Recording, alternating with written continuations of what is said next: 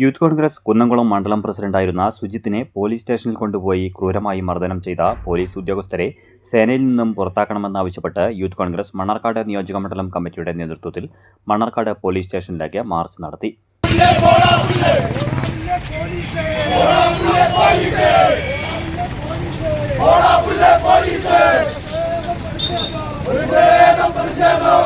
കഴിഞ്ഞ ദിവസം KSU പ്രവർത്തകരെ അറസ്റ്റ് ചെയ്തതിനു ശേഷം കറുത്ത മുഖംമൂടി ധരിപ്പിച്ച് വിലങ്ങണിയിച്ച് കൊണ്ടുപോയ കമ്മ്യൂണിസ്റ്റ് പോലീസുകാരെ മുഴുവൻ സർവീസിൽ നിന്നും പിരിച്ചുവിടണമെന്നും യൂത്ത് കോൺഗ്രസ് ആവശ്യപ്പെട്ടു.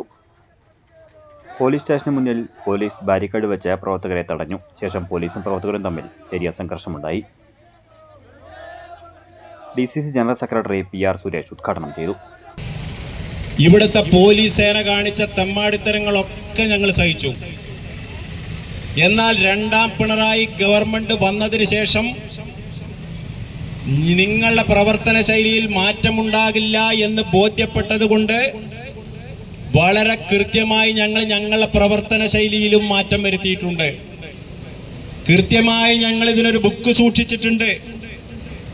മാന്യമായി കേരളത്തിൽ ലോ ആൻഡ് ഓർഡർ സംവിധാനം നടപ്പിലാക്കുന്ന പോലീസ് ഉദ്യോഗസ്ഥന്മാരുടെ പേരും ഈ സ്ഥാനത്തിരുന്ന് ഈ സ്റ്റാറിന്റെ ബലത്തിൽ രാഷ്ട്രീയ യജമാനന്മാരുടെ ചെരുപ്പിനടിയിൽ അവനവന്റെ മൗലിക അവകാശങ്ങളെ തിരികെ കയറ്റി നാണമില്ലാതെ ചെറ്റത്തരം കാണിക്കുന്ന പോലീസ് ഉദ്യോഗസ്ഥന്മാരുടെ പേരും ഞങ്ങൾ ആ പുസ്തകത്തിൽ എഴുതി വെച്ചിട്ടുണ്ട്. നിയോജകമണ്ഡലം youth Congress president Naseer Babu master അധ്യക്ഷത വഹിച്ചു.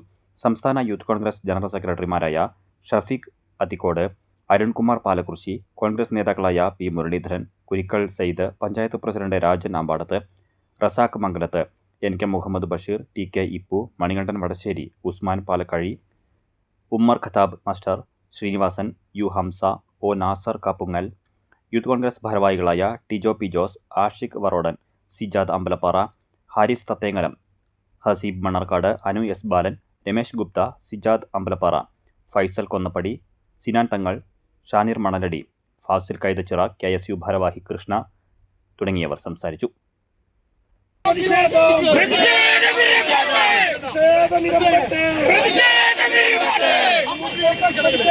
യൂത്ത് കോൺഗ്രസ്